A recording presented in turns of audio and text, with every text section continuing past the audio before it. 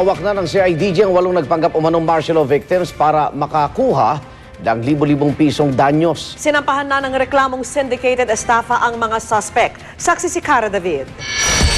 Hindi napigilang maiyak ng ilan sa mga naaresto matapos magpa-encash ng mga checking para sa mga biktima ng human rights violations noong rehimeng Marcos. Asawa ko kaya lang po ako nainganyo rito pambili ng gamot.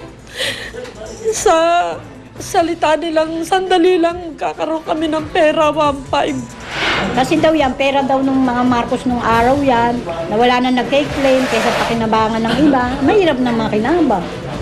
8 silang naaresto kasama na ang mag-asawang Edward at Marlene Santiago na umano'y nag-recruit sa kanila kapalit ng 1,500 piso para sa bawat ma-encash na cheque. May right po kami to remain silent.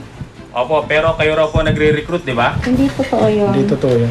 Sinampahan na sila ng CIDG ng reklamong syndicated estafa dahil sa napa-encash na halagang umabot sa 100 at 20,000 piso.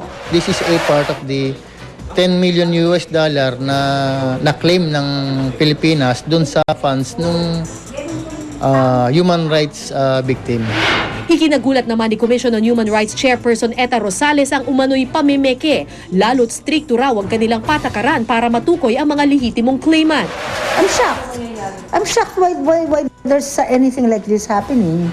Sa orihinal na mahigit 9,000 claimants, 7,500 lamang ang nakakumpleto ng requirements. At sa bilang na ito, 500 ang hindi pa nakakakuha ng pera dahil hinahanap pa ang address. So, authorized po magsulat ng mag-issue ng cheque Yung lawyers. ay sino lang po? Yung abogado lang. Si Bob Swift at si Rod Domingo. Sila lang. Kami, distributors lang kami.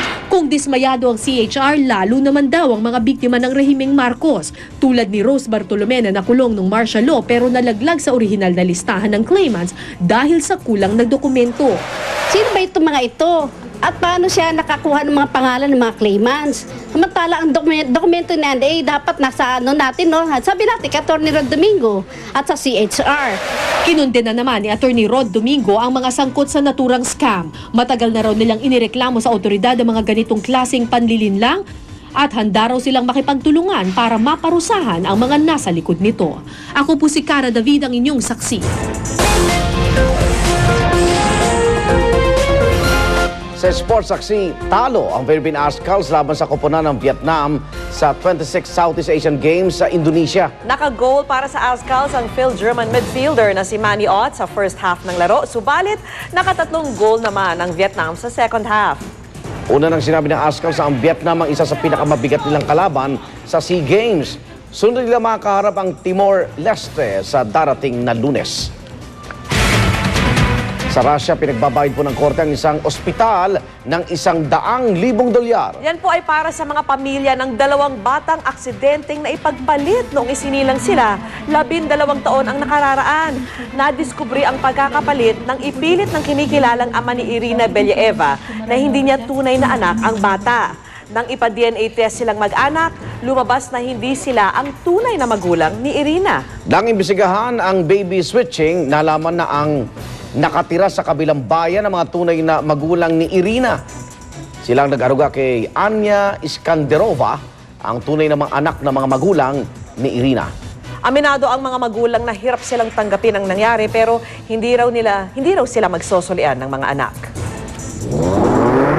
Saksihan sa aming pagbabalik. Pahigit 800,000 Christmas lights sa Makati City, inilawan na. At CCV Complex sa Pasay City, nagliwanag din sa bonggang lantern display. Balita ang hatid ng Gisang Liga ng Katotohanan. Sama-sama nating pagiging saksi.